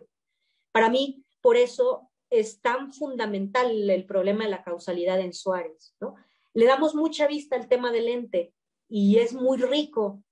Y yo creo que hay también mucha riqueza en esa discusión, especialmente Suárez dedica, decíamos, desde la disputa 12 a la 27, todo el problema de la causalidad, y con un enfoque de causalidad eficiente y sin duda de la creación, ¿no? Se puede distinguir este Dios de los teólogos y el de los filósofos modernos. Sí, ¿no? Que finalmente este es el enfoque, y habría que preguntarnos, ¿no? O sea, claro, uno no va y le reza a uno al Dios de Suárez, ¿no? O al Dios de Spinoza o al Dios de Kant, ¿no? No tengo yo ahí la metafísica, las costumbres, yéndole a rezar, ¿no? Todas las mañanas. Pero finalmente esos presupuestos pues sin duda beben de conflictos teológicos que se están fundamentando en disputas dogmáticas, ¿no? Dogmáticas. Y que es la herencia de la filosofía, ¿no? Por lo menos lo veo yo en la modernidad, ¿no? No sé ustedes cómo vean el asunto, ¿no? También estaría bueno discutirlo, ¿no? Entre todos. Muchas gracias, Gracias. Laura. Escribe ahí José Antonio Díaz en torno a esta temática, ¿no? Dice, puede ser que esto, lo que se está hablando, sea como consecuencia de que en los paradigmas griegos no se concebía el mundo como creación, sino como eterno, ¿no? Igual que los dioses. Exacto, ¿no? Sí, como dice José, ¿no? O sea, finalmente esta comprensión del mundo como eterno, pues sí, sin duda, transforma la propia metafísica, ¿no? O esto que hemos considerado. Adelante, José, si gustas tomar la voz, vi que ya alzaste la mano. Adelante, José, te escuchamos. Perdón. Buena, no vi se refería a mí con el mensaje. A ver si no meto las 4 y denoto más mi ignorancia. Digo, puede ser tal vez no que no concebían o no pensaban tal vez en la idea de creación, porque imaginaban el mundo como que era eterno, junto con los dioses, no que tenía un inicio. Entonces, no llegase a esa reflexión. Ahora, doctora, yo me pregunto, digo, porque en la actualidad cualquier conocimiento de la índole que sea, que tenga algún tinte o alguna idea o el nombre de alguna religiosidad o de algún dios, es automáticamente demeritado, desacreditado, muchas veces sin siquiera escucharse. Eso me parece como algo muy irresponsable. Usted decía hace un momento que al fin y al cabo pues, se parten de supuestos, y esto yo me lo he preguntado y no lo encuentro como respuesta en todo lo que... Porque, bueno, la filosofía moderna pues ha partido del presupuesto de eliminar a la concepción de Dios de la filosofía que hace. Acusa a la filosofía anterior, inclusive a la metafísica, de que parte de algunos prejuicios inclusive algunos que han dicho, es que buscan encajar toda la filosofía en esa concepción de Dios. Y digo, de lo mismo que acusan a unos, se le puede acusar también a ellos. Tú haces lo mismo. ¿Realmente es inevitable llegar a un Dios en la metafísica? ¿Realmente se puede hacer metafísica quitando esa idea? O sea, no sé si me explique. Es un poco complicado. Porque digo, bueno, si parto de no, si parto de sí, pues ya tengo un prejuicio desde antes. Entonces, ¿se puede hacer metafísica? No sé si me explique antes de hacerme más bolas. Muchas gracias, José. Adelante, doctora Laura. Esto que comentó José, recordé este libro, ¿no? De Pannenberg, de la historia de la filosofía, es la historia de Dios, precisamente. Exacto. La historia de la filosofía es la historia de Dios, y ahí en la historia de la filosofía se va mostrando cómo se ha entendido Dios, ¿no? Recuerdo también el texto de Pierre Gilson, ¿no? Filosofía y Dios, ¿no? Pensar sobre Dios es el momento más alto del propio pensamiento, etcétera. Te escuchamos, doctora Laura.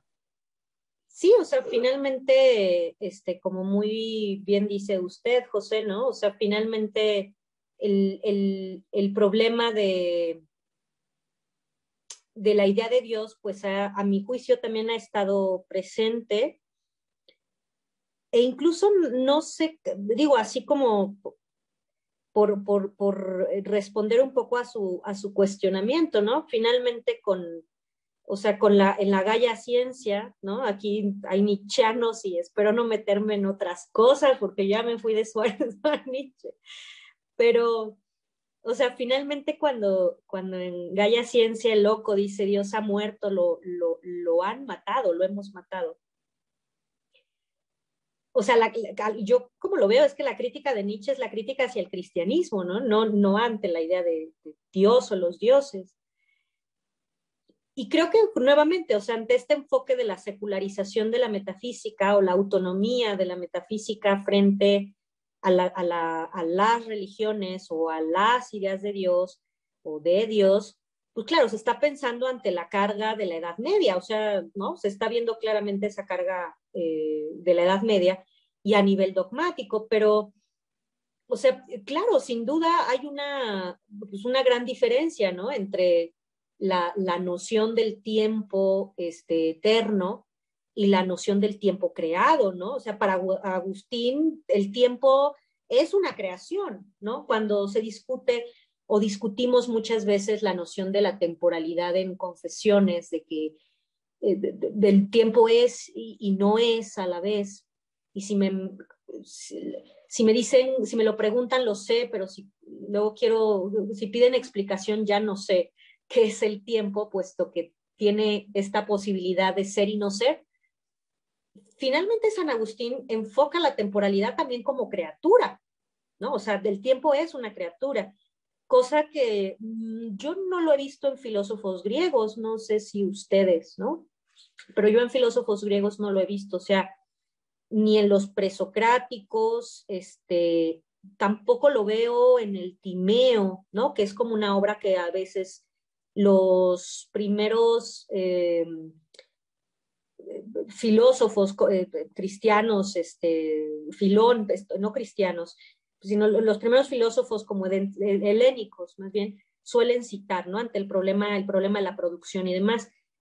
No lo sé, yo no veo en Timeo ese problema del tiempo, pues finalmente el tiempo creado, o sea, se habla de una producción, el tiempo como imagen de la eternidad, ahí está también Plotino, ¿no? Pero sí, sin duda, o sea, finalmente este enfoque pues cambia en la Edad Media, en la escolástica, ante la noción de tiempo creado y además de un tiempo que es creado y visto teleológicamente, nuevamente ante la idea de la salvación, la división de los dos tipos de ciudades, ¿no? Donde el tiempo finalmente no solamente es una creación, sino ese constitutivo del ser humano, de las cosas creadas y que tiene un enfoque hacia la comunidad de creyentes respecto a la salvación, ¿no? Frente a los herejes que se van al infierno, ¿no? Ciudad de Dios, cambia muchísimo, ¿no? Las formas en las que se enfoca. Lo cual no quiere decir que sea el mismo enfoque en la modernidad, sin duda, pero las raíces, la carga está ahí, las discusiones, a mi juicio, siguen presentes, ¿no? O sea, nuevamente ante el problema de la causalidad eficiente. Efectivamente, qué interesante esto que está aconteciendo aquí en Sion. A su juicio igual, doctora Laura, creo que ha tocado algunos puntos bastante relevantes. Uno de ellos es precisamente como estudiantes, como apasionados de la filosofía, y me atrevo a decirlo así, tenemos una deuda con el ámbito teológico. Cuando uno revisa a grandes pensadores dentro de la historia de la filosofía, por ejemplo, en el idealismo alemán y demás cuestiones, hay una formación teológica importantísima ahí, ¿no? La teología como algo que está siempre presente, pero que a veces en este impulso mal comprendido de laicidad, pensamos que teología huele a Dios, a la abuelita y al catecismo, y que entonces no es por ahí, ¿no? Cuando la teología precisamente encierra y engloba unas temáticas bastante interesantes y bastante profundas que luego son retomadas por muchos pensadores y ya son llevadas a otras temáticas. De hecho, teólogos como Karl Rahner, como Hans Urs von Balthasar, ¿no? Van desnudando a ciertos filósofos diciendo, bueno, a ver, este problema es el problema teológico que en filosofía lo pasan como tal.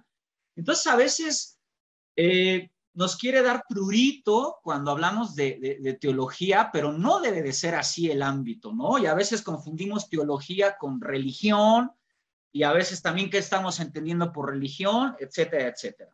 Entonces, ese sería el primer punto que me gustaría que usted, en su experiencia con Suárez, ¿no? Nos vaya comentando sobre la importancia de la teología en el propio ámbito filosófico, ¿no? Y cómo no, a mi juicio, hasta a veces no es recomendable a veces querer separarlas, porque casi siempre pasa que queda una filosofía coja por ahí, ¿no? En ese ámbito. Y lo otro que a mí me gustaría que comentara sería esta cuestión que bien señaló en torno al principio y lo principiado, ¿no? Esa distinción es bien importante porque yo lo llevo a este problema metafísico, epistemológico o nociológico en la medida de, bueno, ¿y qué es lo que podemos conocer, ¿no? ¿Sobre qué podemos decir y predicar? ¿A qué me refiero? Recuerdo mucho a el doctor, como bien usted lo mencionó, el doctor de la Gracia, a San Agustín, en el ámbito de cuando él quiere revelar, cuando él quiere explicar el misterio de la Trinidad. Y pues no. Ahí hay un libro de Trinitate, pero pues precisamente lo que muestra ese libro es que no se puede definir, no se puede decir como punto final ese gran misterio de la Trinidad. Y recuerdo muchísimo cómo Gadamer, la última sección de Verdad y Método, el problema del lenguaje ahí, él toma precisamente este misterio de la Trinidad y lo lleva al lenguaje, ¿no? Y sin tapujo lo va a mencionar en una entrevista. Dice Gadamer que el problema de la universalidad del lenguaje lo toma del problema de la Trinidad, dice es un problema teológico, que yo lo llevo a al misterio del lenguaje, en tanto que el lenguaje no puede decirse, sino más bien decimos algo, pero no estamos diciendo el lenguaje como tal. Entonces, esto lo llevo a lo que usted bien mencionó. O sea, si bien es cierto, lo dijo, que el tema es la relación entre principio y principiado, yo lo quiero llevar, porque a veces eso hacemos en filosofía, ¿no, doctora Laura? ¿A dónde queremos llevar las cosas? Y a donde las queremos llevar, pues es donde ahí andamos experienciando filosóficamente algo. Entonces yo lo quiero llevar a que pareciera que podemos predicar lo principiado, pero no el principio. Parece que ahí cuando queremos hablar del principio, queremos atrapar nociológicamente o epistemológicamente el principio, entramos en una de problemáticas sin fin, ¿no? Y sin embargo parece que lo principiado que viene del principio nos es más accesible. Para cerrar mi participación, bueno, nos es más accesible con un esfuerzo tremendo, ¿verdad? Con estar reforzando el pensamiento una y otra vez. Para cerrar precisamente mi comentario es eso, ¿no? Parece que esta cuestión del principio, pues es harto complicado, ¿no? Es un asunto ya de entrada complicado y me gustaría escucharla así. Recuerdo un poquito a Aristóteles cuando decía, bueno, es que los principios pues no se demuestran, porque si demuestras un principio, pues más bien está demostrado que eso no era principio, ¿no? Porque lo estás demostrando. Recuerdo un poquito también a Bertrand Russell cuando menciona que esta cuestión del principio, dice, son como las letras del abecedario. Pues no podemos así como hablar de la A, de la B o de la C, pero al conjuntarlas, pues ya sale algo, ¿no? En esa cuestión. Entonces, quizá, y ahí yo me atrevo a decir eso, y todavía tengo dudas en ello, ¿no? Quizá cuando queremos decir algo, pues estamos remitidos por nuestra propia finitud a lo principiado, no al principio, ¿no? El principio como que se hace ser a lo principiado, pero se nos vuelve difícil desde nuestra propia finitud el principio. Bueno, eso es lo que yo pongo igual ahí, ya que usted abrió la temática, a decir, bueno, pues lo que quieran comentar, sus inquietudes, adelante.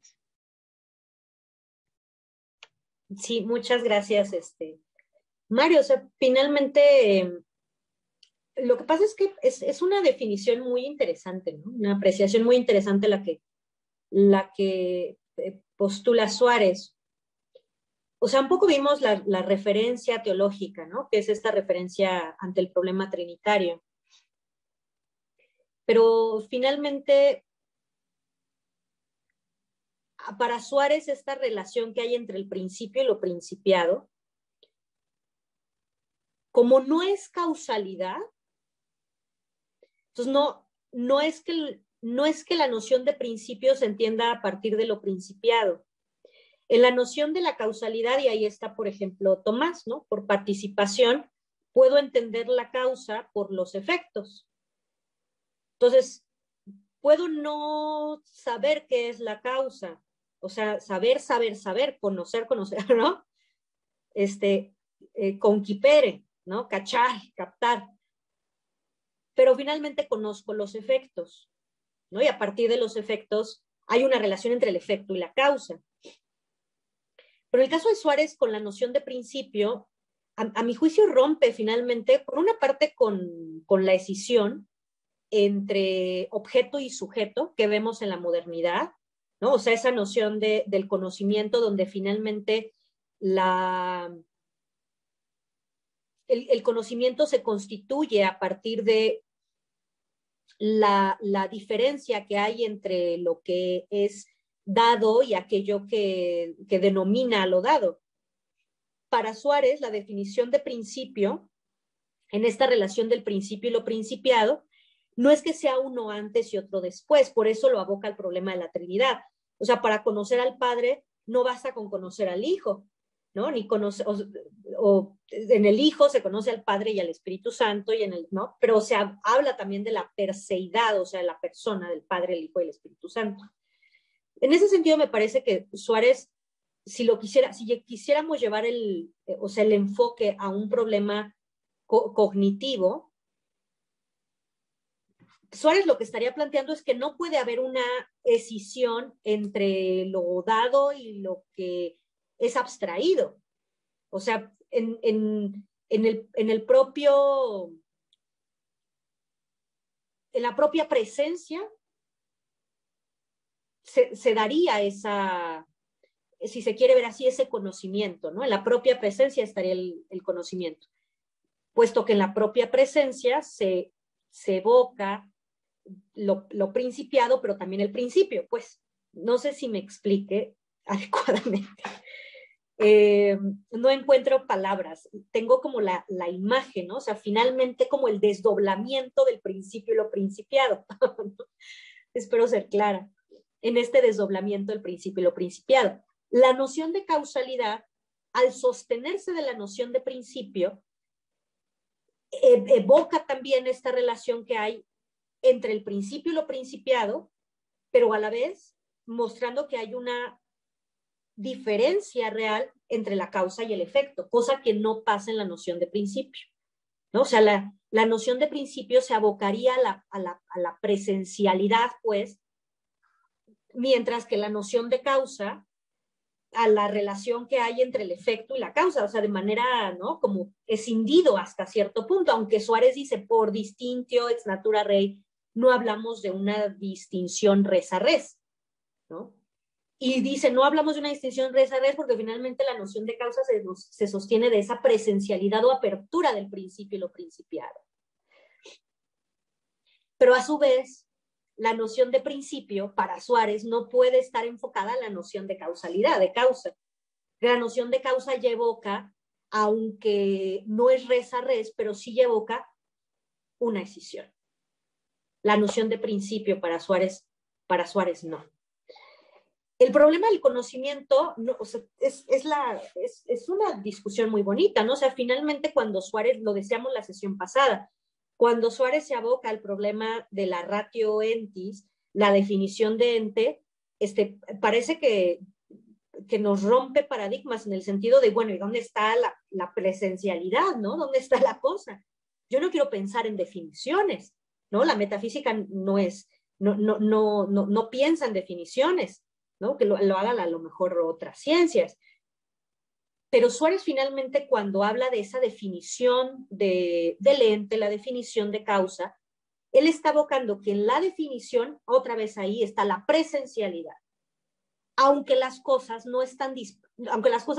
no tienen en sí misma significación, están dispuestas a, ¿no? O sea, las cosas no tienen una significación. Yo no hago un encuentro, ¿no? Un uso con las cosas a partir de la necesaria significación. Yo la significo.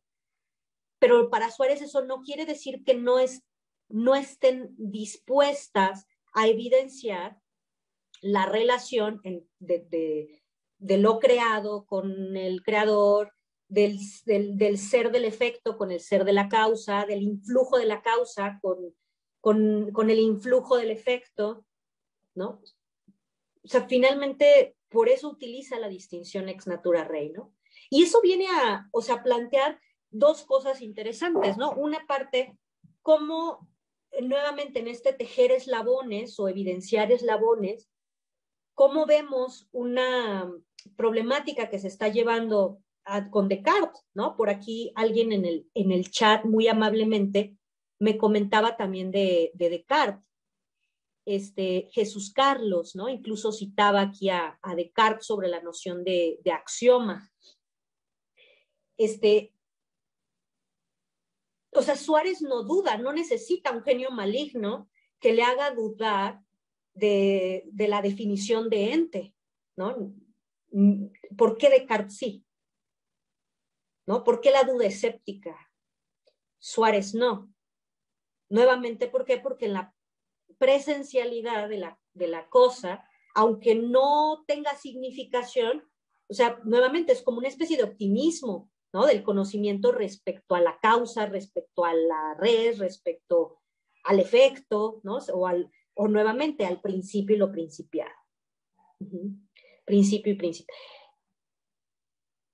Llama mucho o sea, no sé, un poco para discutir y traer esto, como para ir juntando también varias de las discusiones que hemos trabajado en las otras 2 sesiones, ¿no? Hemos visto influencias, ¿no? La influencia de la teología en la metafísica, una discusión importante, la autonomía de la metafísica, pero también qué está pasando en la modernidad que finalmente pone en jaque esta presencialidad del conocimiento humano respecto al mundo, ¿no? Al grado tal de postular, aún como duda metódica, decimos, ¿no? El juego del genio maligno. ¿Por qué no lo encontramos en otros autores, ¿no? Habría que preguntarnos esto. ¿Qué se está poniendo a la vista de la discusión del conocimiento, ¿no? Frente a la modernidad y aun cuando Suárez hable de la significación del ente, o sea, es confianza en la realidad, confianza en que así están las cosas, ¿no? Confianza en que nadie nos va a engañar, en que cuando yo conozco lo que es, eso es lo que es.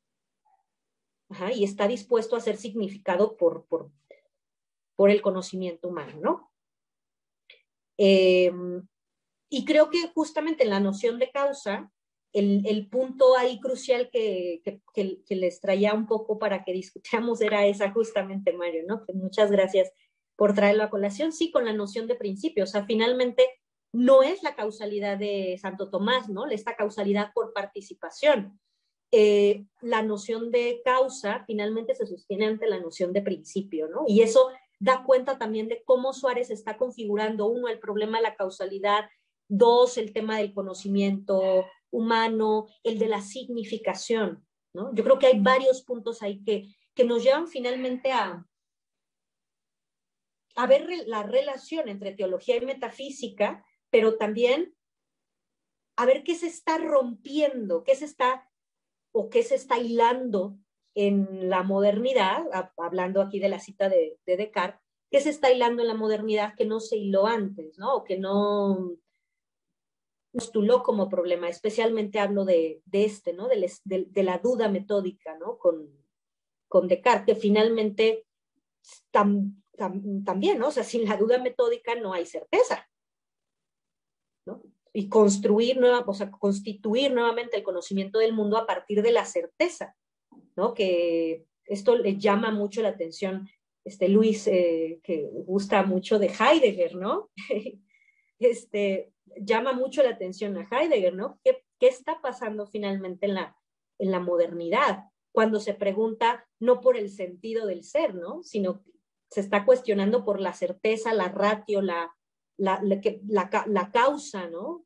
Con esta conferencia que decíamos la sesión pasada que da Heidegger cuando se inserta nuevamente a la universidad, que es muy llamativo, ¿no? O sea, finalmente la crítica del gran Heidegger a Leibniz, a Spinoza, a Descartes, está constituido justamente en la forma como se ha abocado el problema del ser, ¿no?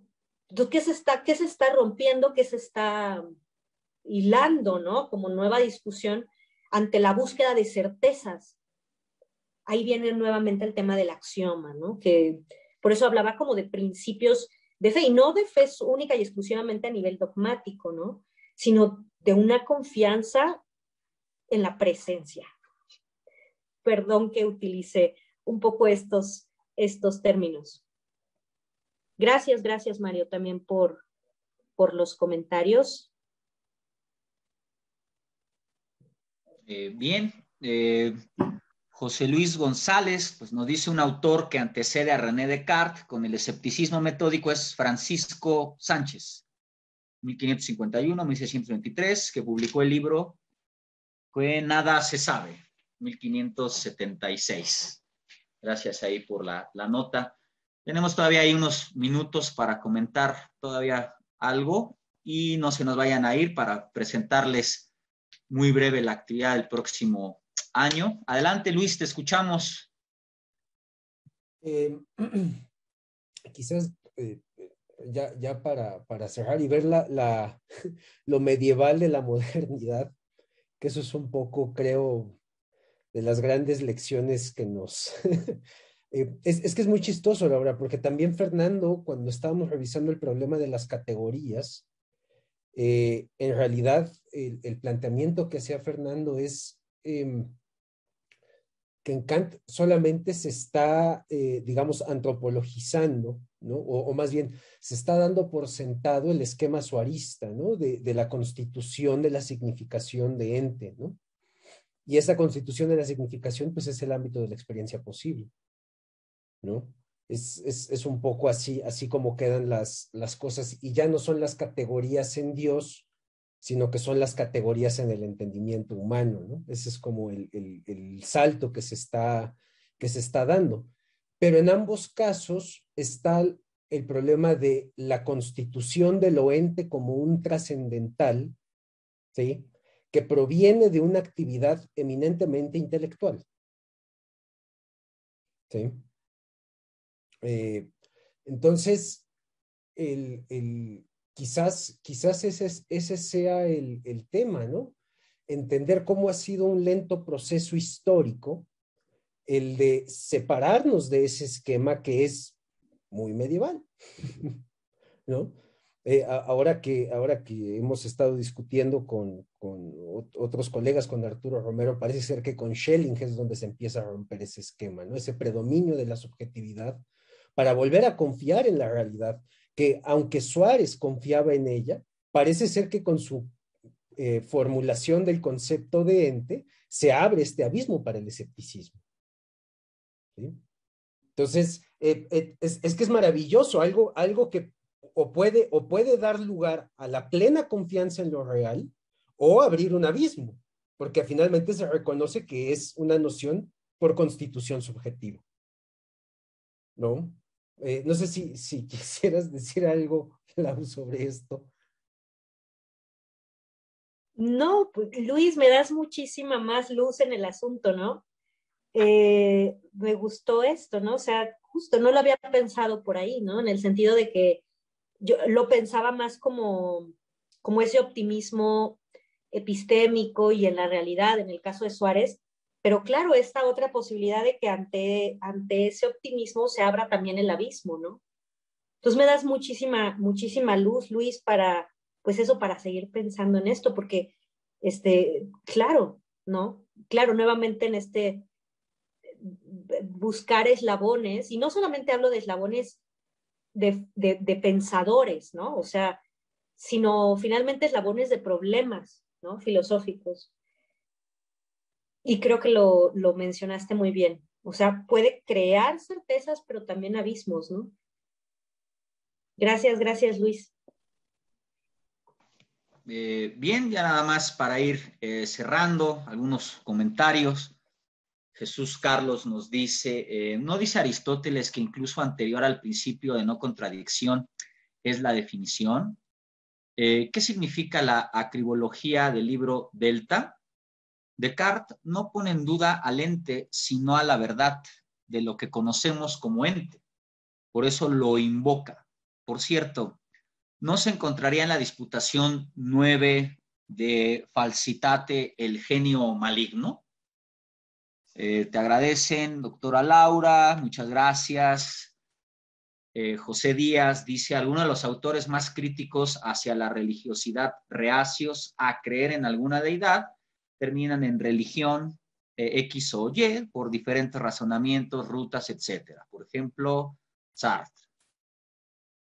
Son comentarios que pues van dejando ahí. Te queremos agradecer muchísimo, Laura. Bueno, no sé si quieras comentar algo sobre eso. Pues simplemente agradecerle